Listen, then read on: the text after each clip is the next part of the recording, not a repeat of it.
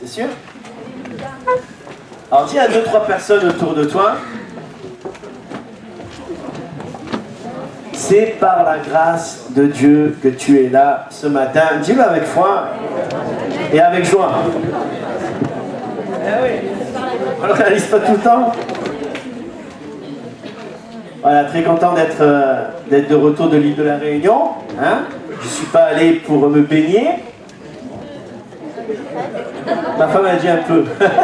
Je suis allé une fois en 15 jours. Ouais. C'est quand je suis monté au volcan, au piton de la Fournaise. Mais en tout cas, ça a été une réelle bénédiction de pouvoir avoir partagé la parole de Dieu tous les soirs à Saint-Pierre au front de mer. Vous savez, c'est une grâce de Dieu parce que des fois on dit les choses, mais quand on les vit, elles prennent du sens. Hein. Quand je suis arrivé là-bas, le mercredi, j'ai dormi 1 heure dans l'avion et le soir j'ai commencé à fraîchir à Saint-Pierre. Et j'étais fatigué, extinction de voix, et ça a duré 6-7 jours. Et j'appelle Jérémy, et il me dit que vraiment il a reçu, plusieurs personnes ont reçu de la part du Seigneur qu'il allait avoir des grands combats, mais que l'église devait se tenir dans la prière, et quand l'église prie, le Seigneur entend. Donc merci Seigneur pour vos prières, parce que vraiment je l'ai ressenti le matin, comme ça, j'en pourrais plus. C'est comme ça, impossible de parler, c'était la folie quoi. Et chaque soir, merci Seigneur, le Seigneur m'a donné la voix nécessaire pour pouvoir prêcher la bonne nouvelle et la bonne parole du Seigneur. Voilà, vous avez les salutations là, de tous les pasteurs, l'église de l'île de la Réunion.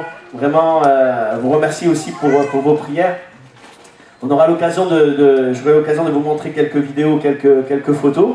Mais ça a été vraiment une grâce de Dieu. Vous savez, disons qu'ils ont peut-être un peu plus de liberté que nous là-bas, mais ils ont aussi un désir et une envie, les églises, de travailler ensemble, et ça c'est une bénédiction. On a réussi à réunir quand même tous les soirs entre 3 et 5 000 personnes, et franchement j'avais en face de moi l'océan, franchement il y a pire comme vue, mais je peux dire une chose, c'est que chaque soir, vraiment, Dieu a posé sa main sur des vies, ça a été extraordinaire. Notamment une dame qui vient et je lui demande pourquoi elle veut que je prie pour elle et elle ne me répondait pas. Une personne se tourne vers moi et me dit mais elle est sourde. Et je commence à prier pour elle et je mets ma main sur son oreille et là elle commence à entendre des grésillements. Donc je prie une deuxième fois et elle me dit, je parlais tout près de son oreille, elle me dit mais j'entends, je commence à entendre ce que vous dites. Mais là je lui dis, vous savez, le Seigneur a prié pour un aveugle 2 fois.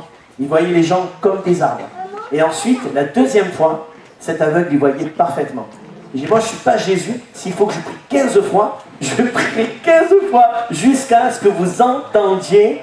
Et j'ai prié 7 fois. 7 fois pour elle, mais gloire à Dieu. Le Seigneur a posé sa main sur elle. Elle est repartie, elle entendait parfaitement.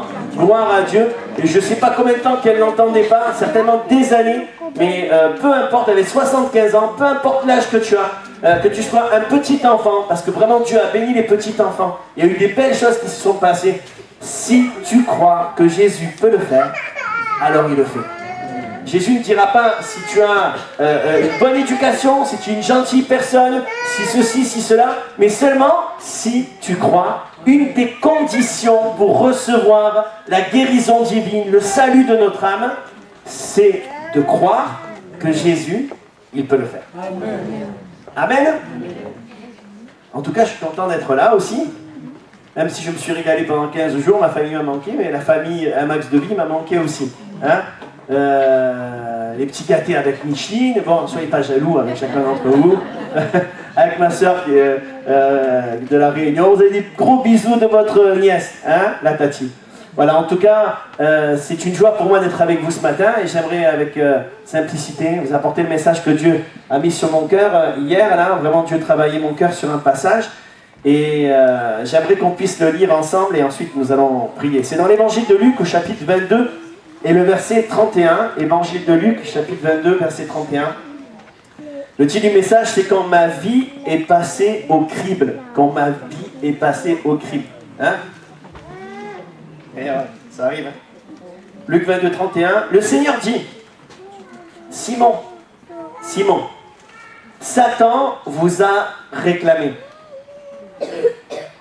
pour vous cribler comme le froment. Alors là, il y a une autre version, mais c'est pas grave, hein, ça veut dire la même chose. Mais j'ai prié pour toi, afin que ta foi ne défaille point. Et toi, quand tu seras revenu, affermis tes frères. Seigneur, lui dit Pierre, je suis prêt à aller avec toi et en prison et à la mort. Et Jésus lui dit, Pierre, je te le dis, le coq ne chantera pas aujourd'hui que tu n'aies nié 3 fois de me connaître. Ensuite, Matthieu 26-30, le même récit qui est raconté par Matthieu. Après avoir chanté les cantiques, ils se rendirent à la montagne des Oliviers. Alors Jésus leur dit, je serai pour vous tous cette nuit une occasion de chute, car il est écrit, je frapperai le berger et les brebis du troupeau seront dispersées. Mais après que je serai ressuscité, je vous précéderai en Galilée. Pierre, prenant la parole, lui dit, quand tu serais pour tous une occasion de chute, tu ne le seras jamais pour moi. Jésus lui dit, je te le dis en vérité, cette nuit même, avant que le coq chante, tu me renieras 3 fois. Pierre lui répondit, quand il me faudrait mourir avec toi, je ne te renierai pas. Et tous les disciples dirent la même chose. Amen. On prie. Seigneur, je ne peux rien faire sans ta parole, sans ta présence. Mais Seigneur, tu accompagnes chacun de tes serviteurs. Nous ne sommes pas seuls, mais tu es avec nous. Seigneur, ta parole, elle est esprit et vie, et je me réfugie en elle. Seigneur, je puisse être ce messager ce matin. Seigneur, ce n'est pas moi seulement qui apporte un enseignement, mais c'est toi, Seigneur, qui parle à nos cœurs ce matin. Et nous voulons écouter ce que tu as à nous dire. Seigneur, rends-nous malléables et dociles entre tes mains. Au nom de Jésus, Amen. C'est un moment particulier, que ce moment-là. Et Jésus, il va avertir en fait ses disciples. Et il va avertir Pierre qu'il va être secoué, criblé. Criblé, vous savez, il y a un tamis là, il passait le blé une fois que le blé a été coupé et tout ça, il restait encore des déchets, des détritus tout autour du blé. Et on le passait au tamis, on le criblait, on appelait ça, pour que seulement le bon blé puisse passer dans les mailles là, et que les déchets restent. Et après on jetait les déchets et on mettait de côté le blé. On se rend compte une chose, c'est que Jésus est en train de faire une comparaison entre ce blé-là et nous-mêmes, et nos propres vies. Jésus est en train de dire quelque chose de fort à Pierre. Il est en train de lui annoncer son avenir. C'est des paroles prophétiques. Dieu est en train de dire, tu vas être secoué. Vous allez tous être secoués. Vous allez être criblés comme le froment. Satan vous a réclamé. On connaît cette expression, même les gens du monde qui ne lisent pas la Bible, ils connaissent cette expression, être criblé comme le froment. L'ennemi veut détruire le peuple de Dieu, mais on va voir que l'ennemi, il ne fait pas ce qu'il veut, quand il veut, comme il veut. Et ça, c'est important que nous, le peuple de Dieu, on puisse savoir ces choses. Et on puisse, en tout cas, se rappeler ces choses, parce que des fois, on peut vite l'oublier. On a tous envie de plaire au Seigneur, mais lorsque vient la pression, lorsque vient l'adversité, la tentation, la persécution, avec comment on va réagir? On sait que Pierre, c'est pas n'importe qui, c'est quand même un homme courageux, Pierre. On le voit que quand ils vont aller dans la montagne des Oliviers, les soldats vont venir chercher Jésus. Il va prendre son épée et il va se transformer en ninja. Et oui, il prend son épée, il coupe l'oreille de Malchus. On pourrait penser qu'il est très précis, mais en fait, c'est pas l'oreille qu'il voulait couper, c'est bien la tête. Et je pense que des fois, on est tous un peu comme Pierre. On a ce caractère impulsif, colérique. On peut être d'une certaine manière devant les autres. Eh oui, des fois, il y a une émulsion. On est devant les autres. Je me rappelle quand j'étais à l'école, quand j'étais en classe, pour me rendre intéressant, on racontait des blagues, on faisait des blagues, on bavardait, on se rendait intéressant, mais ça c'était devant tout le monde. Mais après, quand le maître te grondait, tu te sentais tout seul, et c'est fini, le courage il partait, quoi. Non, c'est tous arrivé ce genre d'expérience. Pierre, il était courageux devant tout le monde. Mais la pression, la difficulté a révélé qu'il a manqué de courage. Et que sa foi, elle a défailli. Il a renié le Seigneur. C'est bizarre, hein? On se rend compte d'une chose, c'est que malgré cette pression, malgré que lui, Pierre, il va abandonner le Seigneur, malgré que Pierre va renier le Seigneur, lui, le Seigneur, n'abandonne pas Pierre. Mais ça, c'est un encouragement quand même. Ça veut dire que je peux être découragé, je peux mal me comporter devant le Seigneur. Mais lui, le Seigneur, il continue de m'aimer. Il continue de croire en moi. Il continue d'espérer en la personne que je vais devenir. Et ça, je pense que c'est encourageant et quelqu'un peut dire amen. On a tous besoin de passer au crible. C'est un révélateur en fait, pour notre vie. Où nous allons apprendre à nous connaître et nous allons nous rendre compte de quoi nous sommes capables. Parce que tant qu'il n'y a pas de difficulté, tant qu'il n'y a pas de problème, on peut s'imaginer qu'on est les meilleurs des personnes. Pierre, il lui dirait, mais tous vont t'abandonner, mais moi je ne t'abandonnerai jamais. Je suis prêt à mourir pour toi. Je suis prêt à aller en prison avec toi. Je suis prêt à faire toutes ces choses. Ça, c'est quand tout va bien. Mais quand tout va mal, quand nous sommes seuls, quand nous passons par le crible, quand nous passons par la difficulté, par des grandes secousses dans notre vie, là, à ce moment-là, ça va révéler qui nous sommes réellement. Et des fois, nous sommes découragés parce que nous sommes attristés de notre attitude et de ce que nous sommes capables de dire et de faire. C'est pas vrai? Des fois, on sort des mots, on s'emporte, on dit des choses, et on les regrette après. On se dit, comment j'ai fait pour sortir ces choses-là? Comment j'ai fait pour parler de la sorte? Comment j'ai fait pour me comporter de cette manière-là? Les difficultés vont révéler qui nous sommes, et l'objectif du Seigneur n'est pas bien sûr de nous faire de la peine, de nous décourager, mais l'objectif du Seigneur, c'est vraiment qu'on puisse apprendre à se connaître nous-mêmes et qu'on puisse connaître réellement Jésus. Regardez la prière de Jésus. Vous savez, je me suis posé cette question, je me suis dit, pourquoi Jésus a prié pour Pierre alors qu'il savait très bien que Pierre allait défaillir? Pourquoi Jésus a choisi Judas alors qu'il savait très bien que Judas allait le trahir, qu'il allait le vendre pour quelques pièces d'argent? Pourquoi il a choisi Judas? Pourquoi il a placé sa confiance en Judas, en Pierre, en Judas, alors qu'il allait se suicider? Il allait mettre fin à ses jours. Il allait trahir et renier le Seigneur. Mais alors que Jésus connaît l'avenir, alors qu'il connaît toutes choses, mais pourquoi il a quand même choisi Judas? Mais pourquoi alors il a choisi Pierre? Pourquoi il a prié pour lui pour que sa foi ne défaille pas? Et sa foi, elle a quand même défailli. C'est une bonne question, non? Quand on lit ce texte. Même si Dieu connaît l'avenir, Dieu est celui qui agit au présent, sans se laisser influencer par l'avenir des personnes.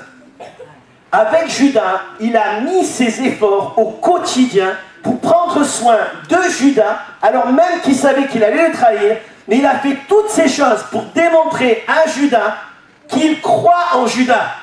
Et il n'est pas influencé par l'avenir. Notre Dieu n'est pas le Dieu qui est influencé par l'avenir, mais c'est le Dieu du présent. On l'a chanté, c'est celui qui est.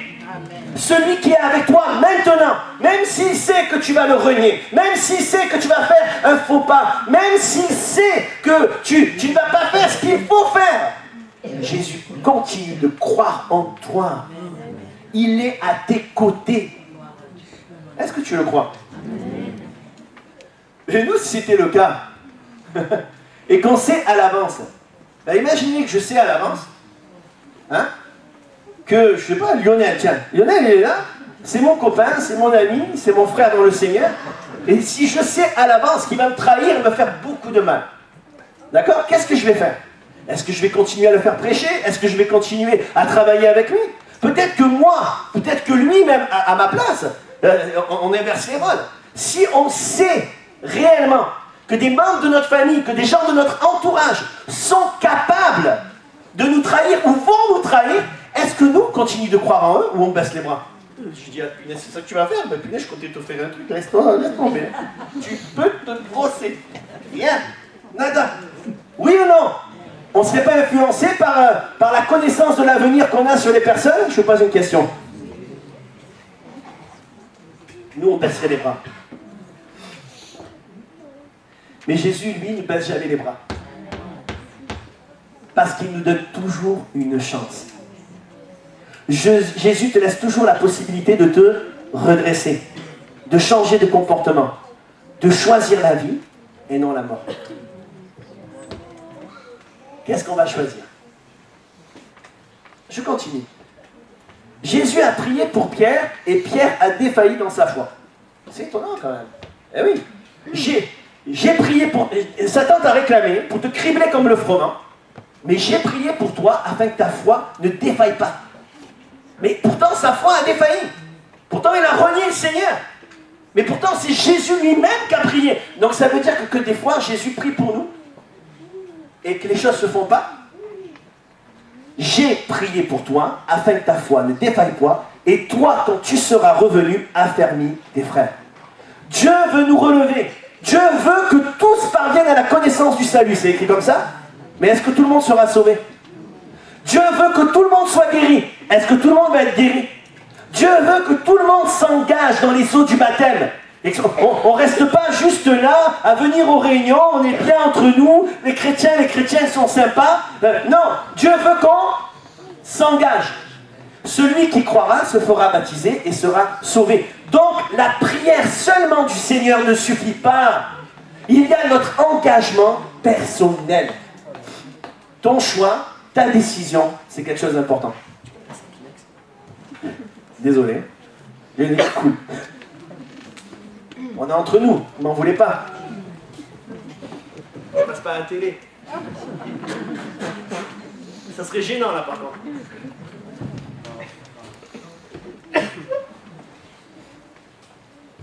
Qu'est-ce que je disais? Avant que tu veuilles avec Kleenex.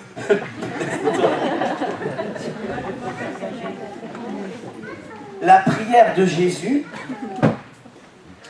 alors que Jésus a toute autorité, n'est pas suffisante.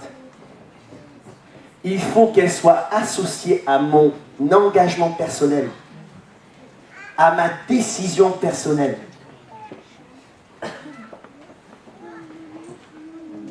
Quelqu'un peut dire amen? Ça dépend aussi de nous, de notre obéissance, de notre engagement. Je continue.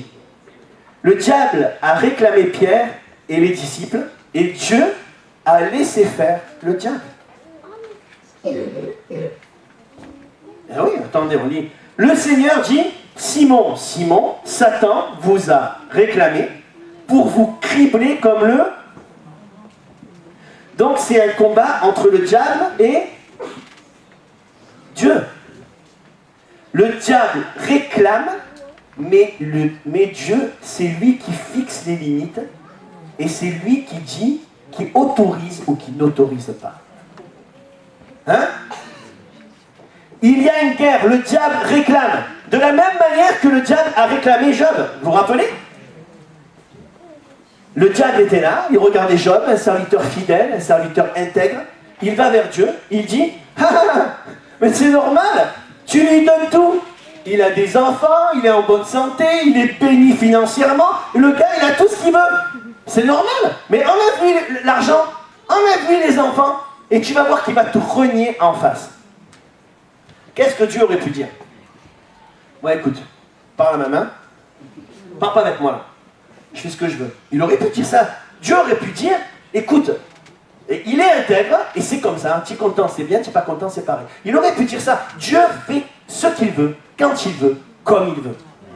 Et à ce moment précis, il a accepté que Job soit criblé comme le froment. Il a accepté que le diable le crible, que le diable le secoue. Parce que Dieu savait que ça allait révéler l'intégrité et la foi de Job. Dieu a dit, ok à l'ennemi, tu peux secouer Pierre. Tu peux le faire.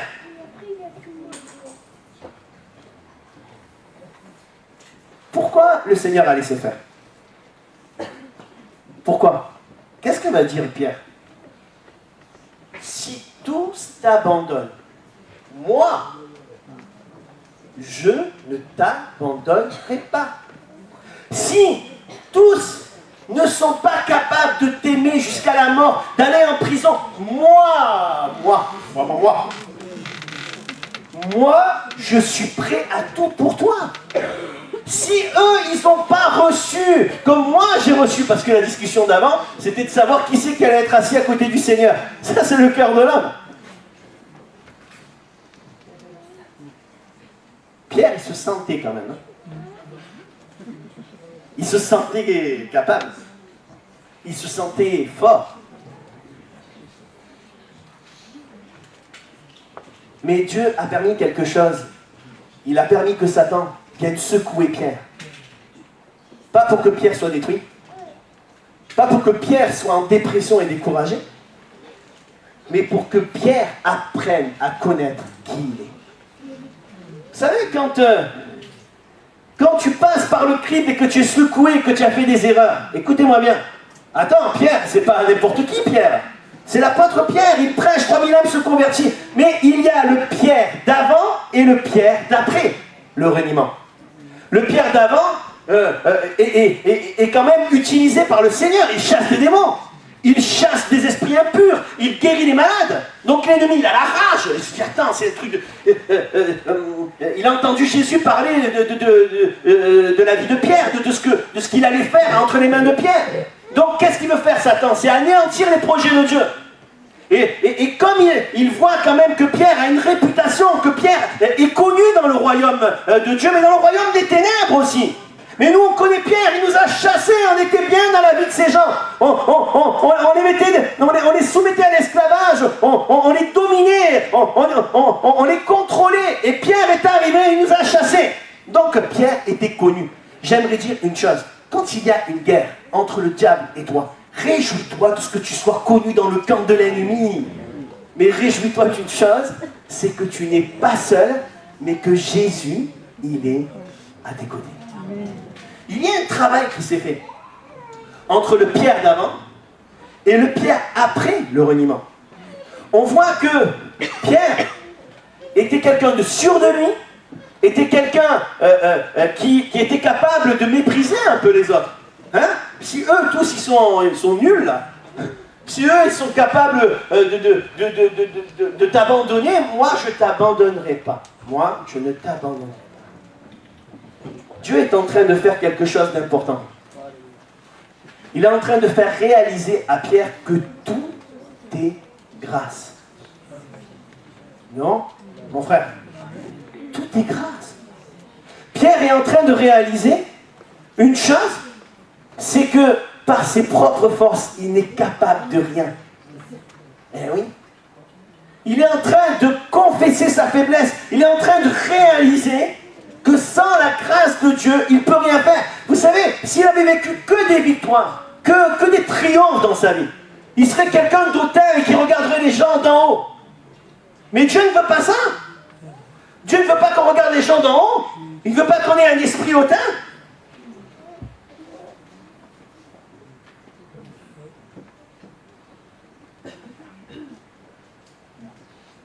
Alors Dieu permet le crible pour séparer, pour nettoyer. Il veut nettoyer le cœur de Pierre. C'est le cas de Dieu. Le cœur de Pierre. Ça, c'est tout ça. Le cœur de Pierre. Un cœur dur, imperméable. Un cœur, je regarde de haut. Moi, je suis capable d'interpréter les rêves. Moi, je suis capable de comprendre ce que Dieu dit. Moi, j'ai du discernement. Moi, je vois clair. Moi, j'ai reçu ceci. Moi, j'ai reçu cela. J'ai reçu autant que le pasteur. Je peux imposer les mains. Je peux faire ce que je veux. Ouais, écoute, mon coco, ma cocotte. On va... Ok, Satan. Occupe-toi un peu d'elle et de lui. Juste qu'il faut. Secoue-le. Secoue-la. Parce que si on veut avoir une autorité dans le royaume de Dieu, Il faut que cette haute opinion de nous-mêmes, elle soit ôtée, elle soit extraite, elle soit enlevée. Jésus doux et humble de cœur, voilà la clé de son autorité. Voilà la clé de sa force, doux, une douceur dans le cœur de Jésus. Et cette douceur, elle vient lorsque je réalise qui je suis.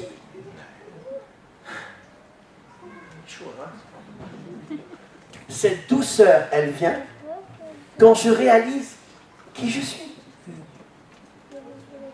Le Seigneur a enlevé un cœur dur, un cœur hautain, et il a mis un cœur d'un être humain, un cœur qui aime. Vous savez, des fois on est chrétien et on dirait qu'on est désensibilisé à la souffrance des autres. Quelqu'un vient de perdre un être cher, quelqu'un est en train de vivre une expérience douloureuse dans sa vie, et nous on est là, l'Éternel est mon berger, je ne manquerai de rien. On est des dictionnaires bibliques, on sort des versets, en veux-tu, en voilà. Mais les gens, ils ont besoin de voir que tu les aimes. Qu'est-ce qui a touché Pierre? C'est Jésus. Jésus, il est revenu de la mort et il a dit à Pierre, ah, tu m'as renié 3 fois, hein, comme je t'avais dit. Maintenant, tu dégages de là. C'est ça que Jésus a dit? Et non, il s'est dépêché. Pierre, même le tuer. Paie mes troupeaux. Paie mon troupeau. Vous savez, tu n'es pas capable de m'aimer, mais moi, je vois en toi un leader. Je vois en toi un responsable. Quelqu'un qui va pouvoir prendre soin des autres. Quand Jésus te regarde, il ne voit pas peut-être cette nature qui est là et qui est en train de lutter contre Dieu, mais il voit ce cœur qui va se laisser changer et transformer par le Seigneur. J'ai besoin de souplesse. J'ai besoin d'accepter de passer par le crible. Ma vie doit passer par le crible. Et Dieu permet ces choses pour extraire, enlever la haute opinion que j'ai de moi-même. Parce qu'alors que j'ai une haute opinion de moi-même, je n'ai plus accès avec les autres. Mais alors que je réalise qui je suis, et alors que je réalise que si Dieu peut le faire avec moi, il peut le faire avec les autres. Et lorsque je commence à avoir un cœur humble, un cœur changé, un cœur transformé, alors je ne suis plus en train de regarder les gens d'en haut, mais je suis quelqu'un qui fait partie de la famille de Dieu. Les combats de mon frère, c'est mes combats, et ses victoires, c'est mes victoires. Amen.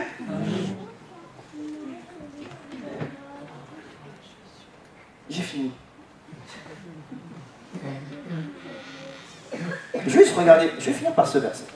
Je vais voir d'autres choses, mais ça suffit pour cela. Seigneur, lui dit Pierre, je suis prêt à aller avec toi et en prison et à la mort. C'est comme ça. C'est comme ça que c'est écrit. On va finir par une note positive. Oui, Pierre, il y avait le Pierre d'avant, il y a eu le Pierre d'après, mais on se rend compte quand même de quelque chose. C'est que Pierre, il en voulait pour Dieu. Je suis prêt à aller jusqu'à la mort pour toi. Et des fois, ce qui manque dans le cœur des enfants du Seigneur, c'est l'envie. C'est d'en vouloir. Pierre, il en voulait. Et parce que Pierre, il en voulait, il est passé au crible et ce crible n'a pas détruit sa vie. Mais ce crible a été un révélateur et a permis au Seigneur d'ôter la haute opinion qu'il avait de lui-même, d'ôter cet orgueil, d'ôter cette impulsivité. C'était quelqu'un de colérique, d'impulsif. Et des fois, on se retrouve un peu dans la vie de Pierre, non? C'est pas vrai? Hein? Nos enfants qui nous titillent 1 fois, 2 fois, 3 fois, 4 fois. Et là, on sent qu'on ne contrôle plus notre main, elle bouge toute seule. Hein? Il y a encore des choses qui sont cachées. Il y a encore des choses que le Seigneur veut enlever. Il y a une différence entre un chrétien qui passe au crible et quelqu'un qui ne connaît pas Jésus. Pour quelqu'un qui connaît Jésus, c'est sous le contrôle de Dieu. C'est-à-dire que Dieu fixe des limites. Il a toujours une longueur d'avance. Il a pesé toutes ces choses par lesquelles nous passons. Et il y a un objectif pour notre vie. L'objectif est de nous rendre meilleurs. L'objectif est qu'on ne connaisse réellement le Seigneur. Qu'on se connaisse nous, mais qu'on connaisse Jésus. Mais celui et celle qui ne connaît pas Dieu, l'ennemi le passe dans le crible, mais il a pour objectif de le détruire. Et Dieu n'est pas derrière, même si Dieu est souverain, bien sûr. Hein. Mais il y a une différence pour les chrétiens et les non-croyants. Nous avons choisi de suivre Jésus, oui ou non?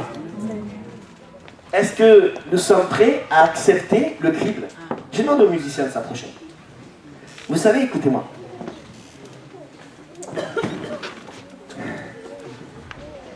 Il y a une guerre entre l'ennemi et toi. Il y a une guerre entre l'ennemi et Dieu. Et dans cette guerre, l'ennemi veut détruire ta vie. Et peut-être, tu penses que Dieu t'a abandonné, il n'est plus avec toi. Tu dis, mais attends, mais qu'est-ce qui se passe là? Je sens plus la présence de Dieu. Il m'arrive que des problèmes. C'est problème sur problème, ça s'enchaîne. Je suis comme secoué, maltraité.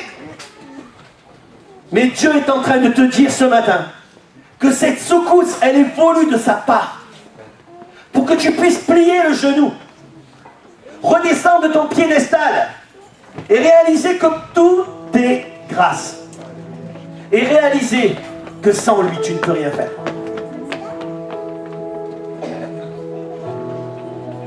Quel homme Pierre est devenu. Alors qu'il a été lâche, alors qu'il a manqué de courage, alors qu'il a renié le Seigneur, Dieu a fait de lui un apôtre plein d'onction. Et ça, c'est encourageant. Je peux être découragé par moi-même, par mon attitude, par mon comportement. Mais par contre, si j'accepte ce crible, cette secousse dans ma vie, non seulement je vais être secoué, mais la main du Seigneur va se poser sur ma vie pour enlever le moi, pour enlever l'orgueil, pour extraire la colère, pour enlever cette rage qu'il y a au fond de moi. Il y a une colère au fond de toi, il y a des choses qui sont là au fond de toi. Et le crible, la pression, les difficultés par lesquelles tu passes en ce moment ont pour objectif de mettre ces choses en lumière. Non pas pour qu'elles anéantissent ta vie, mais pour que tu sois libre. Pour que tu sois libre. On pourrait se lever, si vous voulez bien, dans la présence de Dieu.